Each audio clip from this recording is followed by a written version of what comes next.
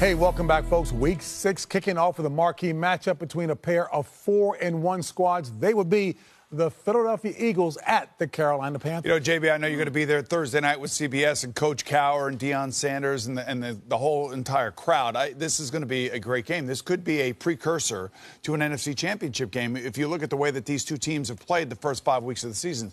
The thing that really emboldens me to say that is the fact that both quarterbacks are playing awesome. Right now, Cam Newton has returned back to his 2015 temperament, the way that he's playing, the aggressiveness on the field, and Carson Wentz continues to grow. Both of these guys can move, so you're going to see a lot of exciting plays. And I just think this is going to be a really hard-hitting football game, which leads me to my friend over here Absolutely. who loves stuff like this. Listen, what do you mean? Phil. Phil? Did you call me Phil? He said Phil. He calls me Phil. I like that. Listen, you're talking about a defensive game. I want you to think about what Cam Newton has done the last 2 weeks, right?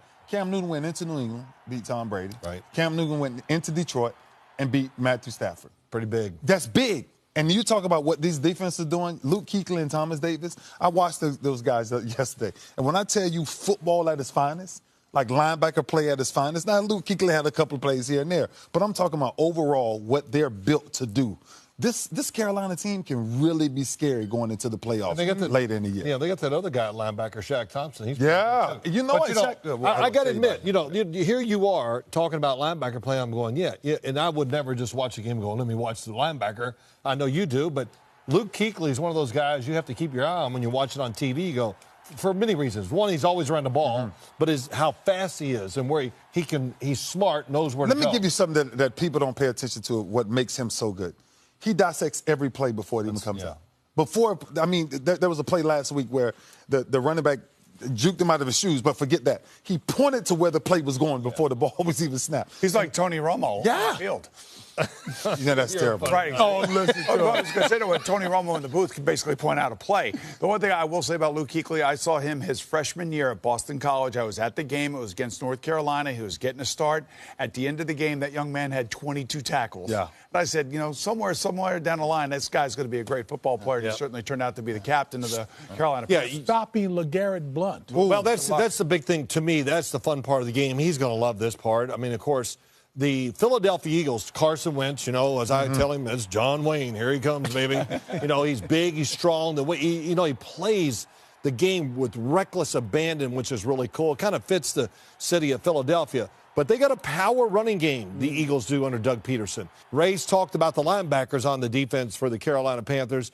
But have you seen those two guys in front of those linebackers? My goodness. Wide. Short and Lotulele, my gosh, they can eat up the space of 4 people. So it lets those linebackers run free. So to me, that's going to be a really big part of the matchup. Ray, is that a measure of what you need in a stout, wide man, you just feel good when you're sitting back there, JB, and you see them shifting hips.